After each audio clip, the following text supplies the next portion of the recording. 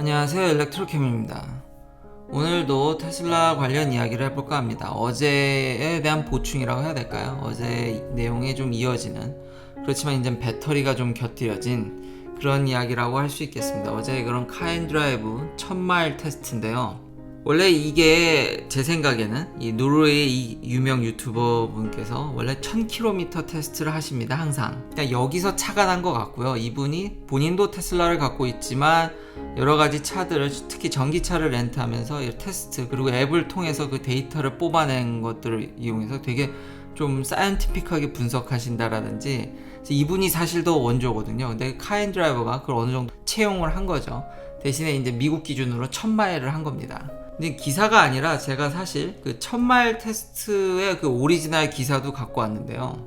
자, 보시면 그 어제 다 그 테스트를 좀 그래피컬하게 이쁘게 일목요연하게 이제 정리를 한 겁니다. 이제 구독자님께서 일단 그 질문해 주신 거, 내연기관이랑 좀 비교했었으면 어땠을까? 이분도 그 구글 닥으로 다 데이터를 쉐어하셔서 오리지널 데이터를 보면 기아 시드죠. 공교롭게 이제 레퍼런스가 기아 시드 PHV입니다. 요걸 레퍼런스로 1000km를 테스트하신 거고, 유럽에 계신 거니까 킬로미터로 한 거고, 카인드라이브는 이제 1000마일로 했지만, 내연기관을 쓰지 않아서 이 기사 마지막에 보면 이분들이 유튜브 채널에 그런 영상만 올린 게 아니라 기사도 디테일하게 좀 쓰셨거든요. 거기 보면 전기차뿐만 아니라 내연기관과 비교를 하겠다, 그런 게 있었으면 좋겠다라는 거를 여기서도 꼬집어 놨습니다.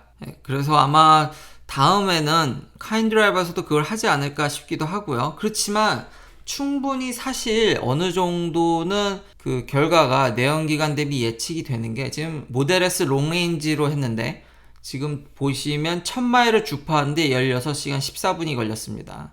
이건 충전 시간 및 그 중간에 이제 스탑한, 그리고 심지어는 어떻게 스탑했는지, 자기가 스탑한 위치, 그 차종별로 스탑한 위치, 뭘 했는지 이런 것도 상세히, 그러니까 일지를 적어 놨습니다. 그러니까 좀 그나마 객관적인, 그렇지만 항상 이런 주행거리 테스트, 그 시간 테스트라든지 이런 것들은 저는 정부 기관의 데이터를 굉장히 신뢰합니다. 이런 개인이나 유튜버가 한 건, 특히나 유튜버들이 한 거는 그냥 레퍼런스 참고만 하시지 믿으시면 안 되고요. 뭐 이런 좀 권위 있는 저널에서 하는 것은 좀 더 신뢰가 가겠죠. 그렇지만 저는 최우선으로 제가 생각하는 건 정부기관, 그 각 나라의 실정에 맞게 각 나라에서 한 거를 전 최우선으로 생각을 합니다. 돌아와서 이게 16시간 걸렸는데 이거 1600km 간 거거든요.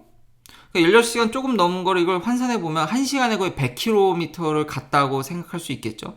그럼 그 정도면은, 제 생각이면은 내연기관과 비교해서 테슬라 모델들은 미국에서 큰 차이가 나지 않는다라고 할 수 있겠습니다. 뭐 물론 당연히 지금 이 노르웨이에 계신 이분은요, 테스트할 때 좀 쉬는 게 좀 빡빡하게 쉬십니다. 정말 작정하고 달리시는 거기 때문에. 그리고 상업용이라든지 이런 분들은 아무래도 시간이 돈이다 보니까 좀 레스트업을 좀 덜 하고, 그리고 뭐 차 안에서 이제 뭐 먹을 걸 이제 빨리빨리 해결한다든지, 원래 권장사항은 2-3시간마다, 미국 운전 가이드를 보면 2-3시간마다 일정 시간 이상이 꼭 안전상, 건강상 이유로 인해서 꼭 쉬게 만드는데, 그런 걸 기준으로 한다라면 지금 거의 시간에 100km 가까이 주파하는 이 모델 S 롱레인지를 봤을 때는 일반 사용자들은 내연기관과 비교했을 때 이 테스트에서 차이를 느끼기 힘들 거다. 물론 카인드라이버가 나중에 하겠다고 했지만 지금 일반 사용자들한테는, 그냥 보편적인 사용자들한테는 테슬라 모델들은 미국에서 그 막강한 슈퍼차저 인프라스트럭처로 인해서 내연기관 대비 별 차이를 못 느낀다. 그리고 카인드라이버도 그렇게 결론을 내려놨습니다. 테슬라를 제외한 다른 데들은 문제가 좀 있습니다. 많이 있습니다. 일반적으로 쓰기 매우 어려운 거고요. 보면은 테슬라 대비해서 어제도 얘기했듯이 마기 같은 경우는 그 충전이 제대로 되지 않아서 어쩔 수 없이 레벨 2를 쓰면서 시간이 늘어지게 되면서 20시간이 걸리고, 폴쉐 타이칸은 21시간, 기아 니로는 23시간, 아우디 이트론도 무려 23시간이 넘는 시간이 많이 걸렸죠. 닛산 리프는 배터리가 적으니까. 그리고 폴스타는 내부적으로 좀 문제가 심각했었죠. 서로 핸드쉐이크 과정, 커뮤니케이션이 잘 안 되는 문제들, 그건 다 겪었지만요. 그래서 내연기관과 비교해도 미국 내에서는 별 문제가 없다. 테슬라 모델들은 큰 차이가 보기 쉽지 않을 거라고 충분히 추측해 볼 수 있고요. 추후 카인드라이버가 더 하면 저 역시도 업데이트를 하겠고요. 저 포르쉐 타이칸이 나와서 얘기인데 그 주행거리도 제가 정부기관 거를 신뢰한다고 그랬죠. 카인드라이버가 좀 굉장히 좀 많이 객관적으로 좀 바꿨고 좀 테슬라 쪽으로 제가 스탠스가 좀 많이 기울었다고 얘기를 했죠. 그런 것도 느낄 수 있는 게 이분들이 그전에는 75마일 테스트만 했거든요. 고속주행 테스트. 전기차는 기존 내연기관과 반대입니다. 그러니까 가다 서다가 많거나 시내 주행이 많을수록 좀 전비가 좋아지고 그러니까 주행거리가 늘어나고 고속주행으로 갈수록 차이가 그러니까 좁아집니다. 그러니까 타이칸 4S가 원래 주행거리가 별로 안 좋죠. EPA 기준으로. 그리고 테슬라가 굉장히 이제 고평가됐다는 얘기가 있는데 이거를 평균 스피드를 한 50마일, 그러니까 시속 80km/h로 하면은 고스란히 그 차가 이렇게 나고요. 고속으로 가면 갈수록 그 차이가 줄게 됩니다. 이건 모든 전기차의 특성이 그렇습니다.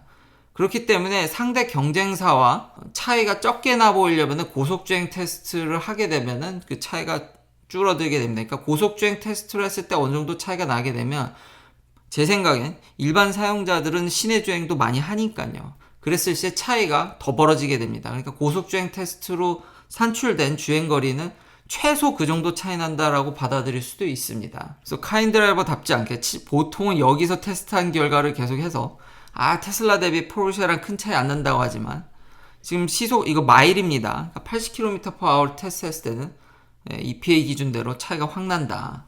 그런 것도 참고하시면 좋을 것 같고요. 그 충전 환경이 얼마나 중요한지를 여실히 드러내는 게 본조라고 하시는 그 발음하기가 좀 힘든데 이게 노르웨이 분이셔서 이게 발음이 틀릴 수도 있습니다. 참 전 세계에 다양한 사람들이 있어서 이게 영어도 안 좋은데 유럽 이야기는 더 힘들지만 이분이 정말 상세하게 그날 날씨부터 해서 이건 그분이 공개하신 그분 유튜브 채널 가면 이것뿐만 아니라 더 자세한 데이터들을 훨씬 많이 볼 수 있습니다. 그중 저희가 이제 관심 있는 일정 거리를 얼마 주파하냐. 이분은 1000km인데 날씨면 날씨 그때 상황 다 있거든요. 지금 보면은 얼마 전까지만 하더라도 노르웨이에서도 테슬라 모델들이 사실상 계속 시종 1강 탑을 차지했습니다. 이분 데이터로. 근데 최근에 이걸 깬 게 아우디 이트론입니다. 그리고 이분은 아까 말씀드렸듯이 좀 빡빡하게 간다 그랬죠. 그래서 키아 시드 PHV가 1등이고요. 물론 여전히 상위권에는 테슬라 모델들이 다 포진해 있지만 지금 시간들을 보면은 지금 딱히 지금 아까 그 미국 쪽 자료랑 비교했을 때 유럽, 이건 노르웨이겠죠. 유럽이라고 하긴 좀 그렇지만 폭스바겐 ID4도 괜찮은 꽤 준수한 성능을 보여줍니다. 그 1000km를 돌파하는데 10시간 35분. 나쁜 편이 아니죠. 그러니까 이렇듯 충전이 정말 중요합니다. 이게 유럽은 그나마 가능한 이유가 뭐냐면 포트를 법적으로 다 통일시켜 버려가지고요. 그나마 좀 핸드쉐이크 과정에서 그런 에러가 날 확률이 줄었기 때문에 그리고 아이오니티가 더 공격적으로 여기 투자를 많이 하고 있고 그러니까 좀 충전 환경이 좀 낫다라는 거죠. 유럽은 좀 벌금이 더 세니까. 그래서 충전 환경이 좀 받쳐주면은 테슬라 대비해서 유럽에서는 그렇게 경쟁 회사들이 큰 불편함을 겪진 않는다. 좀 여전히 부족하진 하지만 그 차이가 미국만큼은 아니다. 그렇지만 미국은 최악이라는 점. 아예 카인드라이버도 계속 얘기하듯이 테슬라를 제외한 다른 그룹들은 한참 쫓아와야 된다라는 것을 본인들도 어쩔 수 없이 그런 모르겠습니다. 스탠스가 결과가 그래서 스탠스를 그렇게 바꾼 걸 수도 있지만 뉘앙스는 테슬라를 제외하고는 미국에서는 아직까지는 전기차는 정말 시기상조라고도 얘기할 수 있겠네요. 절대 추천할 수 있는 차가 아닙니다. 멀리 못 간다라는 건 정말 치명적인 단점입니다. 그리고 또 하나 제가 생각을 해보니까 꼭 장거리뿐만 아니라 집에서 충전을 못 한다든지 응급시에 있어서 고속 충전에 받쳐주지 않으면 반드시 1년에 한두 번은 그런 일이 꼭 터지거든요. 그렇기 때문에 다른 회사의 전기차를 미국에서 사게 되면은 그런 상황에서는 정말 난감한 상황에 봉착할 수 있다. 이렇듯 충전 환경이 보여주는 그 차이는 극명하다. 그러면서 지금 폭스바겐이 일렉트리파이 아메리카에 대한 지금 주식을 팔고 이게 제가 의도한 건 아닌데 이 카인드라이브 기사에서도 계속 이제 아이오닉 5가 올 가을에 나오니까 자꾸 모델로 이렇게 쓰더라고요. 지금 폭스바겐이 이 일렉트리파이 아메리카를 더 키우기 위해서 지금 주식을 팔고 투자자들을 구하고 있거든요. 다시 한번 정리해드리면 이 폭스바겐의 일렉트리파이 아메리카는 디젤 게이트 맞아가지고 어쩔 수 없이 눈물을 머금고 세운 회사입니다. 그래서 이제 벌금 대신에 열심히 이걸 깔겠다 그랬는데, 그래서 전 폭스바겐이 이거를 계속 더 그냥 공격적으로, 아니면 어쨌든 벌금을 냈어야 되는 거니까 할 것 같았는데, 이제 본격적으로 투자자를 구하고 지금 여기 나온 현대나 뭐 BMW 다른 회사들한테 지금 투자를 요청하고 있는 상황입니다. 그리고 아마 10중 8구 돈 안 내면은 지금 아이오닉 5도 이거를 출시되면은 일렉트리파이 아메리카랑 계약이 돼서 어느 정도 몇 년은 이제 1, 2년은 공짜로 주는 걸로 알고 있는데, 아마 그런 프로그램을 확대하면서 투자를 요청을 하겠죠. 예, 하루빨리 이런 관계들이 다 이렇게 잘 유기적으로 돌아가고, 회사들도 일렉트리파이 아메리카를 구심점으로 이걸 핸드쉐이크라든지 프로토콜을 통일하든지 빨리 그런 모습을 보여주지 않으면은 지금 앞으로 전기차 시장은 미국이 꽤 기여할 거라는 많은 다른 애널리스트의 보고서들이 있는데, 제가 계속 1년 전부터 이야기했듯이 이런 상황이면은 차가 안 팔릴 겁니다. 예, 되게 힘들 겁니다. 이미 소비자들도 많이 알고 있고요. 저는 테슬라를 몰면서 미국에서 처음에 닛산 리프로 들어갔다가 테슬라로 전향한 사람들도 많이 봐왔습니다. 그렇기 때문에 지금 초기에 그나마 팔리는 물량마저도 테슬라에 흡수당하지 않으려면은 잘 이거를 서로 이제 협력을 해서 이런 고속 충전소를 잘 깔아야겠죠. 그렇지 않으면은 정말 폭망하는 수가 있습니다. 그건 유럽에서 이런 데이터로도 알 수 있고요. 그래서 다시 한번 이런 고속 충전 환경은 정말 중요하고, 지금 폭스바겐이 이런 투자 요청도 하는 뉴스도 있기 때문에 잘 현대기아차뿐만 아니라 좀 잘 이렇게 협력을 해서 유럽의 아이오니티 같이 여러 회사들이 이렇게 출자해서 그렇게 잘 관리하듯이 좀 여기서도 그런 모습을 좀 구심점이 돼서 보여줘서 좀 소비자들의 선택 권한이 좀 늘어났으면 좋겠습니다. 다시 한번 알려드리지만 저 차이는 정말 처참합니다. 이 상태로 나오면은 초반 출시 효과로는 몇 대 팔릴지 모르지만 닛산 리프 꼴 날 확률이, 그러니까 결국은 쓰다 보면 전기차 한번 들어오면 전기차를 벗어나기가 좀 쉽지 않거든요. 많은 사람들이 전기차를 다시 선택하는데 테슬라로 미국에서는 흡수될 확률이 높습니다. 자, 빨리 이 일렉트리파이 아메리카 네트워크가 좀 좋아지길 바라겠고요. 자, 이분이 정말 끝내주는 게 뭐냐면 테슬라 모델별로 참 이 차를 다 구하는 것도 쉽지 않으셨을 텐데 2019년부터 2021년 퍼포먼스, 뭐 롱레인지 올힐 드라이브, 레어힐 드라이브 이런 것들을 다 구하다가 충전 속도를 비교하셨습니다. 아, 진짜 이거는 박수 쳐주고 싶은 정말 귀중한 데이터인데, 이게 웃긴 게 각 모델별로 모델3의 그 각 모델별 연도별로 배터리가 다 다릅니다. 여기 보면 실제 총량도 다르고, 뭐 가용할 거는 거의 차이가 없지만 이제 총량이 다르거든요. 그러다 보니까 충전 속도도 다르고 이 재미난 현상을 발견할 수 있는데요. 오히려 이 녹색 그래프인 2019년을 보십시오. 이거 파워로 한 건데 지금 V3 슈퍼차저에 꽂았을 때 거의 30% 가까이 오더라도 지금 2019년형 올휠 드라이브 롱레인지는 30%까지 250이 유지되지만, 지금 2021년형으로 오게 되면은 퍼포먼스라든지 지금 이 약간 주황색, 약간 옐로우 같은 2021년 롱레인지 올휠 드라이브 보면 여기서 끊어지고, 심지어 퍼포먼스 모델은 여기서 끊어집니다. 얼마 가지도 못해서. 과거 옛날 모델들이 훨씬 더 이 충전 파워를 좀 더 길게 쓸 수 있다라는 거죠. 뭐 물론 재미나게 저번에도 이거는 제가 얘기했듯이 콤보 타입에 꽂으면, 유럽은 다 통일되어 있다고 제가 얘기를 했죠. 그러면 이렇게 밀게 된다는 점.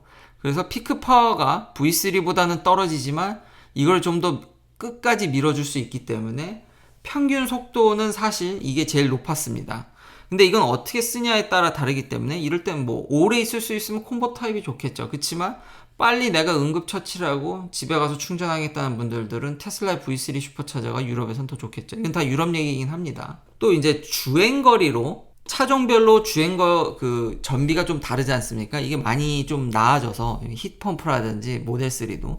그래서 주행거리, 이건데 유럽 기준입니다. 그렇게 하면은 이 격차가 좀 줄어듭니다. 이 녹색이 아까 말했듯이 색깔은 다 계속 컨시스턴트하게 똑같습니다. 2019년 모델인데 똑같이 여기라면은 주황색이나 검은색이 약간 늘어진, 특히 이제 요 옐로우는 좀 늘어난 걸 보실 수 있습니다. 그렇긴 한데 지금 이분이 표로 이렇게 잘 정리해 놓은 데이터들을 보면은 우리가 좀 주목해야 될 점이 뭐냐면 이 C rate입니다. 그러니까 실제 전기를 얼마나 이제 흡수했냐는 거죠. 충전할 때 얼마나 빨려 들어갔냐. 그러니까 실제 물리적인 단위인 겁니다. 왜냐하면 이런 주행거리나 이런 것들은 차 효율이 다르기 때문에 다르게 계산되고, 파워 역시 여러 가지 요인들, 그것도 하나의 사이언티픽 데이터가 될 수 있겠죠. 그렇지만 좀 더 깊숙이 들어가는 이 C 레이스를 보면은 아이러니하게 과거 모델들이 2019년 모델들이 피크가 더 높고요. 에버리지도 높습니다. 옛날 모델들이. 최신 모델로 올수록 이게 줄어드는 걸 볼 수 있습니다. 근데 최신 모델로 올수록 뭐가 좋아지냐면 배터리 사이즈가 늘었거든요.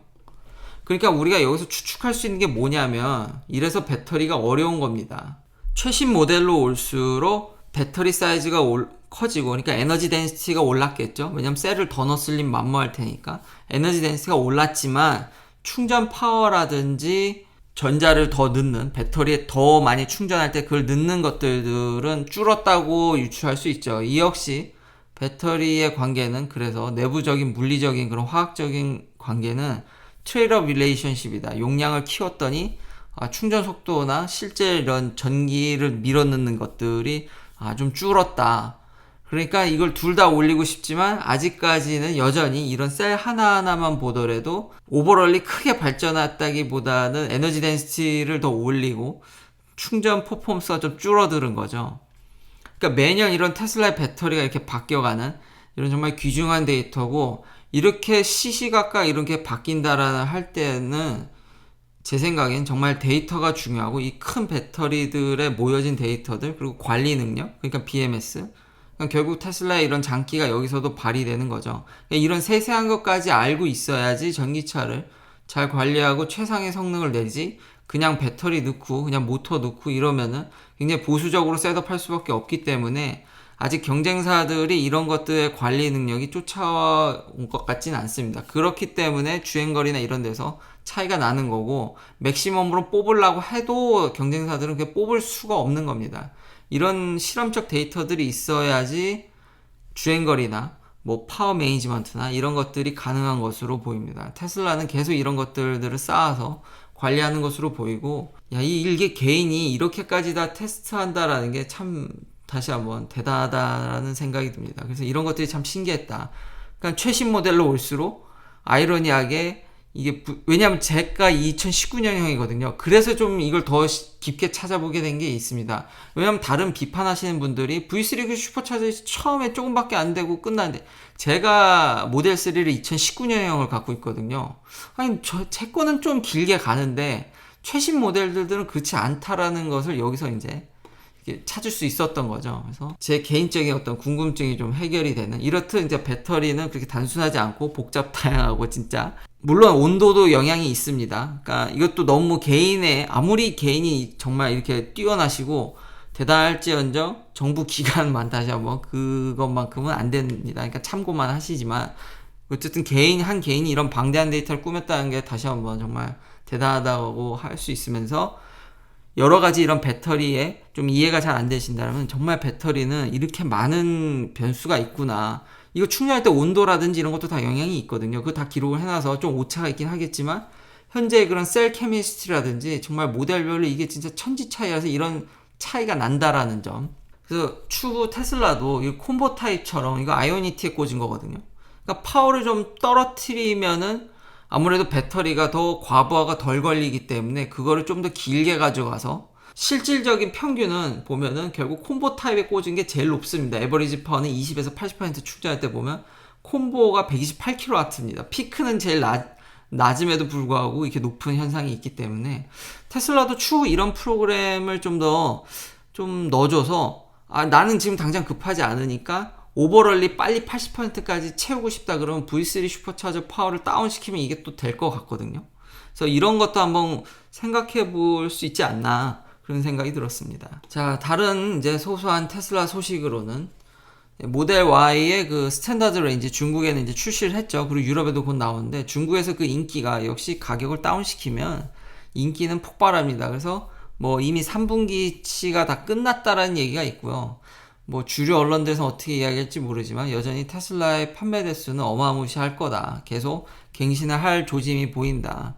이미 유럽에서의 인기라든지 중국에서도 뭐 인기가 안 좋다라는 일부 의견들들 계속 그런 일부가 아니죠. 주류 언론들은 다 그렇게 얘기를 하지만 현재 상황은 이 레이폴 테슬라라는 분이 굉장히 현지 소식을 굉장히 잘 전달해주고 있기 때문에 그리고 잘 맞추셨죠. 그래서 좀 어느 정도 신뢰도가 있기 때문에 중국에서의 그런 수요나 판매는 끄떡없다.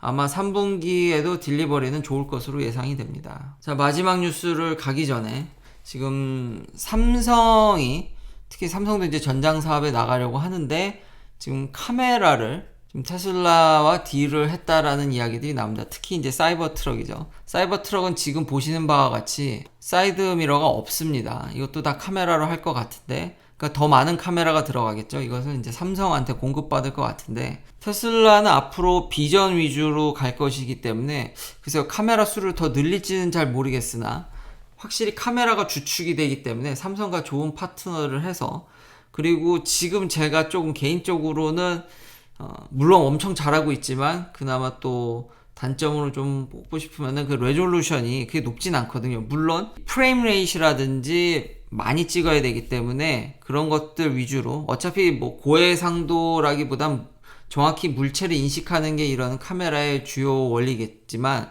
그래도 해상도가 아직까지 부품 해상도가 그냥 SD 수준이거든요. 그러니까 삼성과 이런 잘 협력 관계를 해서 빨리 여러 프레임으로 촬영하는 것뿐만 아니라 좀 해상도도 좀 높아지면은 그런 FSD에 도움이 되지 않을까, 그런 기대도 해봅니다. 삼성의 광학 성능은 세계 정상급이죠. 그래서 개인적으로 그런 DSLR을 접었던 게, 그런 미러리스 카메라를 접었던 게 좀 아쉬움이 있는데 이번 기회에 전장 사업에서 그런 능력들이 잘 발휘됐으면 좋겠고요. 자, 마지막으로는 일론 머스크가 이 솔라시티 때문에 근데 이 소송은 옛날부터 있었거든요.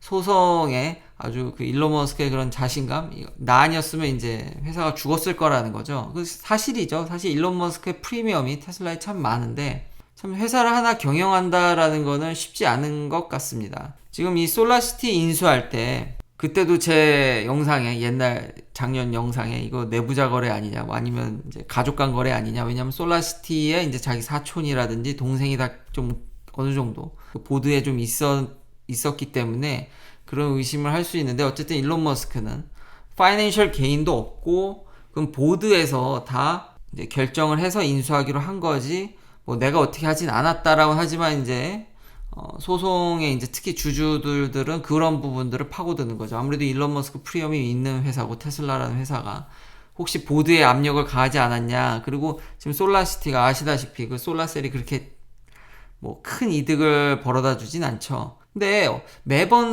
어떤 사업을 할 때마다 그게 100%다 성공한다는 건 신이겠죠.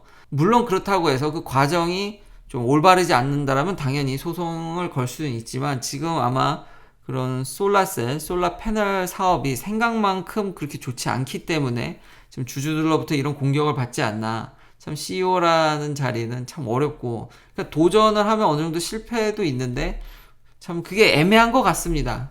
제가 지난번에도 이런 그리드 얘기를 했었죠. 참 친환경 에너지가 아직은 좀 갈 길이 먼, 그러니까 발전 단가는 싸지만 굳이 테슬라가 잘하는 배터리와 그걸 묶지 않더라도 현재 우리 그리드 시스템은 그렇게 전력이 생산됐다 말았다 하는 거에 그렇게 좋은 시스템이 아닙니다.